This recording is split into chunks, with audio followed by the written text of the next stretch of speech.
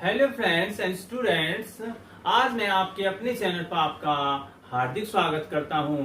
किसी ने कहा है समस्याएं हमारे जीवन में बिना किसी वजह से नहीं आती, उनका आना एक इशारा है कि हमें अपने जीवन में कुछ बदलना है।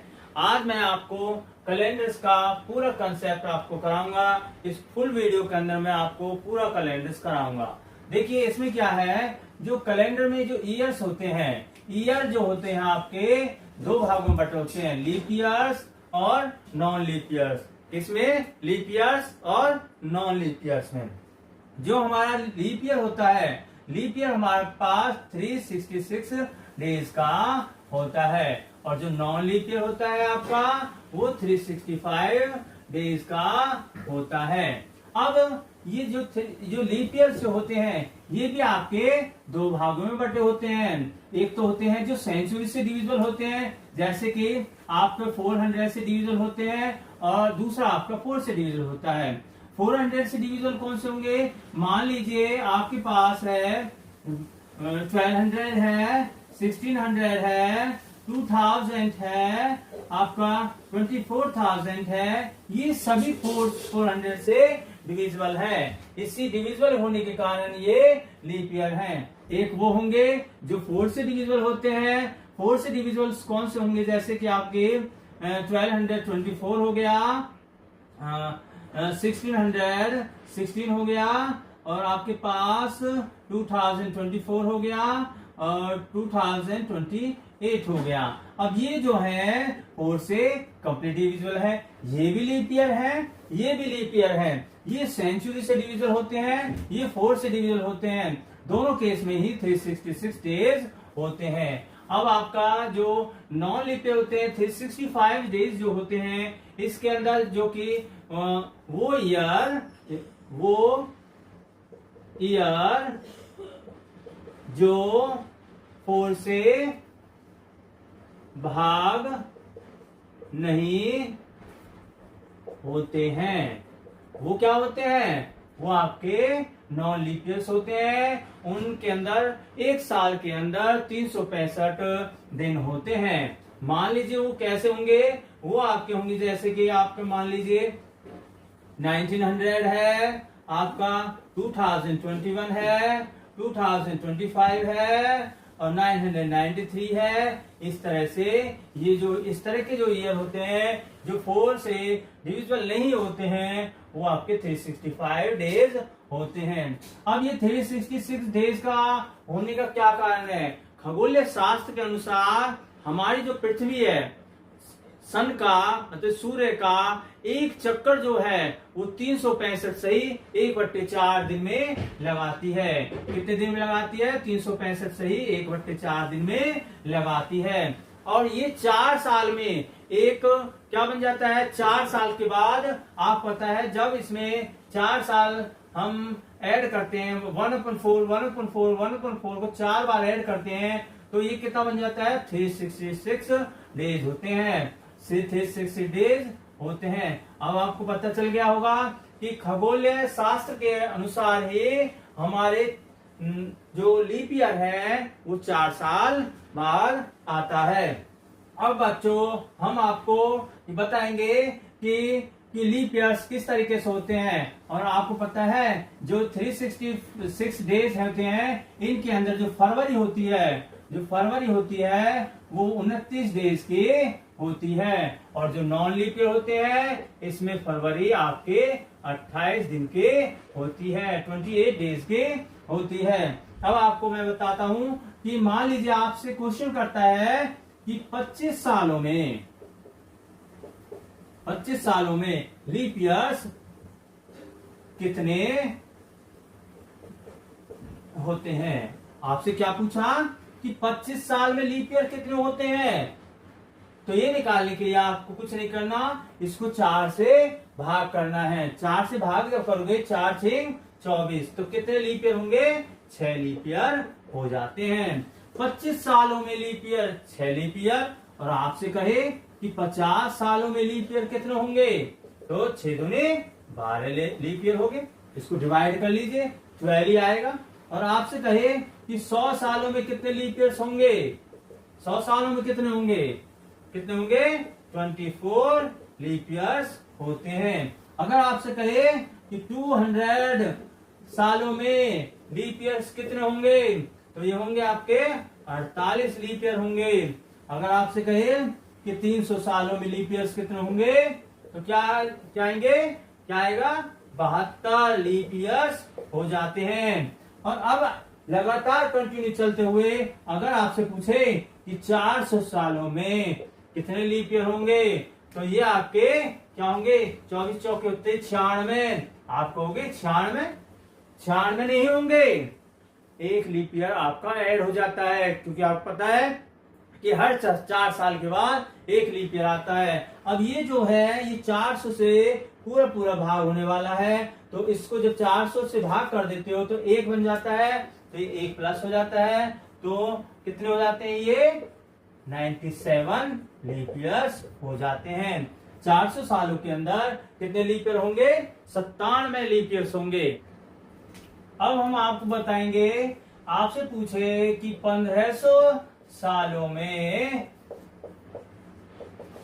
कितने लीप ईयर होंगे। आपसे पूछे कि 15 सालों में कितने लीप ईयर होंगे, तो आपको क्या करना है? ये 1500 है, तो देखिए ये होता है 1200 प्लस में 300, और 1200 को तोड़ने के लिए हम क्या करते हैं? 400 मल्टीप्लाई 5 नहीं, 400 मल्टीप्लाई 3 प्लस में तो कितना हो गया? 300। तो 400 तिया 1200 प्लस 300 तो कितने हो गए? 1500 साल हो गए।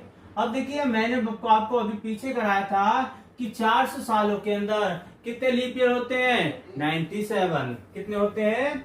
97 मल्टीप्लाई 3 और प्लस में 300 सालों के अंदर कितने लीप ईयर होंगे? 72 लीप ईयर होते हैं। 400 में 97 मल्टीप्लाई 3, 300 में 72। और देखिए जब आप 97 के 3 से मल्टीप्लाई करते हो तो कितना आता है?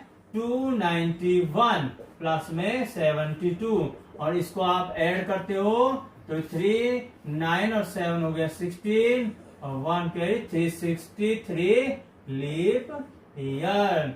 1500 सालों में कितने लीप ईयर होंगे?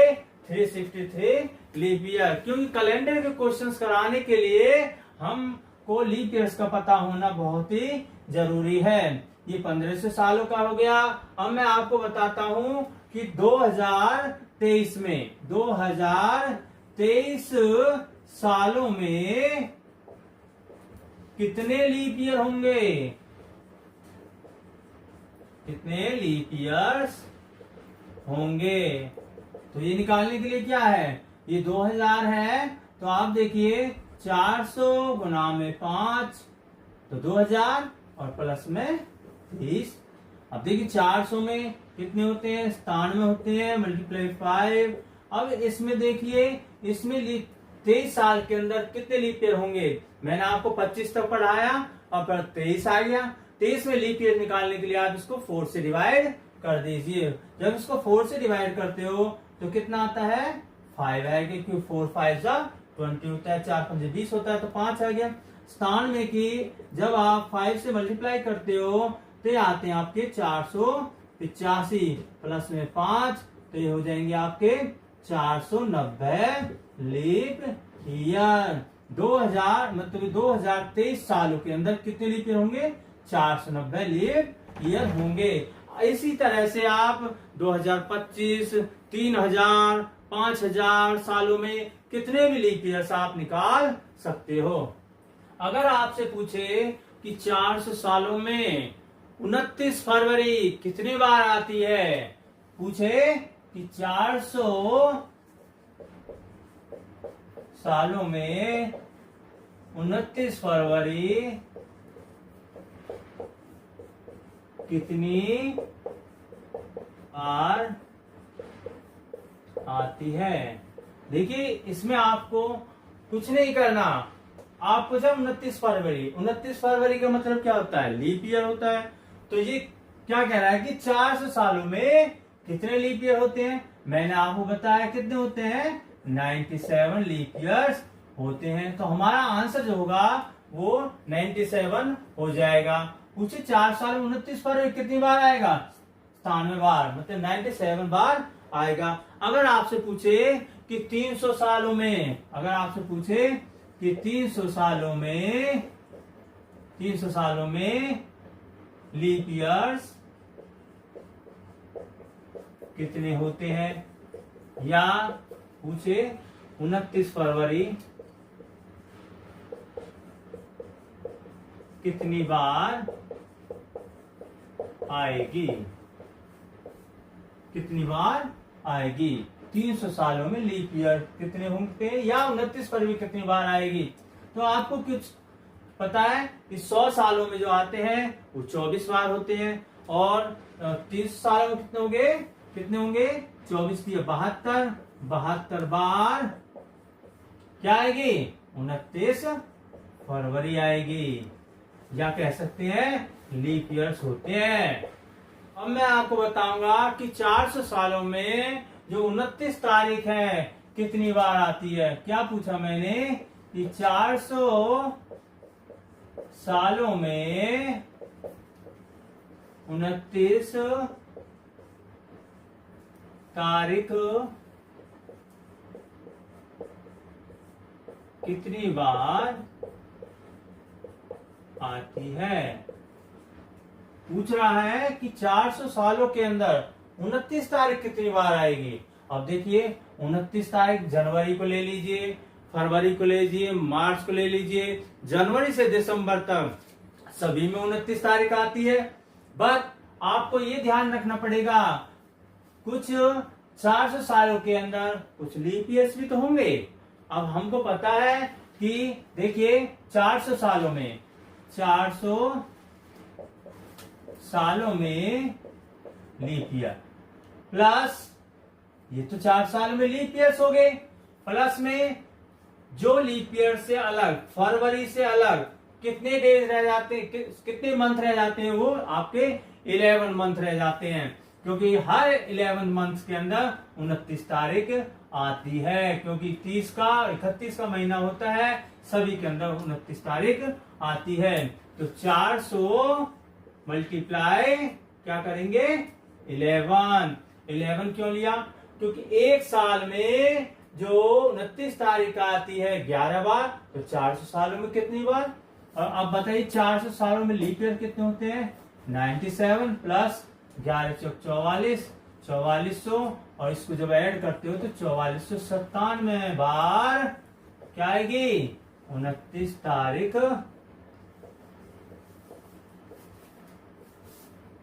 29 तारीख आएगी।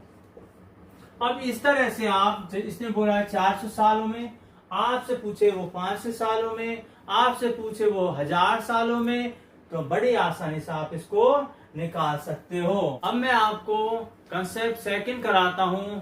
अब मैं आपको बताता हूं कि मान लीजिए कोई कैलेंडर 2000 में है, 2000 का कैलेंडर है, या 2024 का कैलेंडर है, वही कैलेंडर एज इट इज दोबारा कब आएगा, कौन सी साल बाद आएगा। तो ये निकालने के लिए हम क्या करेंगे कि कैलेंडर